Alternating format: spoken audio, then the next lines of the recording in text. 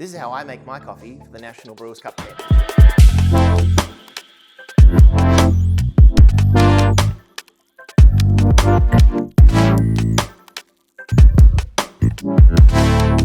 The first thing I will look at is the coffee. I selected a Bolivian geisha from Finca Los Rodriguez. This will set you back $450 a kilo. It's a wild anaerobic fermented coffee with flavor notes of red currant, red raspberry frogs, and pink lady apples. I'm using the Fellow Stag brewer. It's a flatbed brewer that allows me to get the clarity of flavor I want in this coffee using their standard papers. I love them for their structure and the way they hold the coffee well. However, I needed to have a little bit of enhancement. When I wet these paper, you'll see that the paper tends to sag a little bit, which can block the holes. For my grinding style, where I'm grinding fine, I needed a little bit of enhancement. That's why I'm using the Sybaris Boost. The secret to this recipe being tastier than normal is the grind size. I'm going finer than you would normally do for this type of brewer. That Sybaris Boost allows me to grind finer because it allows the flow rate to stay consistent and fast like I need it to be. Rather than using a 1:16 ratio like I normally would for this brewer, I'm using a 1:10 ratio. This will help me concentrate the flavors of this coffee. This is my grind setting if I was doing a 1:16 ratio. This is what I'm using today with my 1:10 ratio. After it's completed brewing, I am going to dilute it with fresh water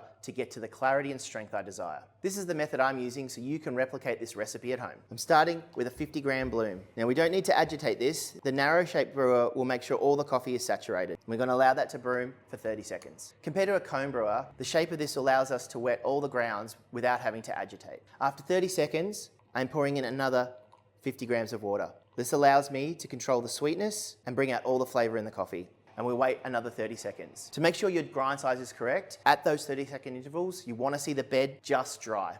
And the final pour of 100 grams. The shape of this brewer being straight up and down allows me to pour higher volumes, unlike a cone brewer, with its shape making it a lot harder to keep all the coffee saturated. So it allows me to concentrate and have the clarity that I like.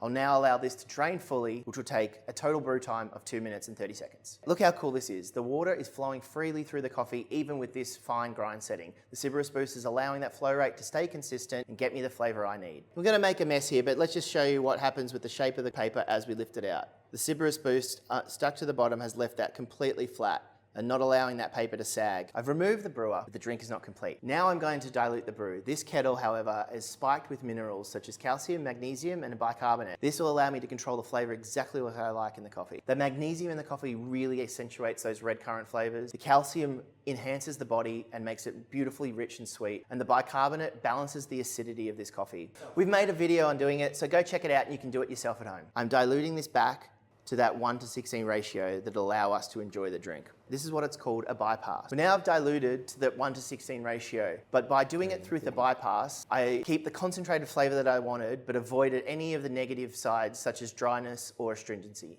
After an evaluation of the aroma out of this carafe, we're ready to serve. And that's how I make my coffee for the National Brewers Cup. Please subscribe to the channel. We're going to be doing a lot more recipes, but let us know if you want to see anything in the comments. Coffee up.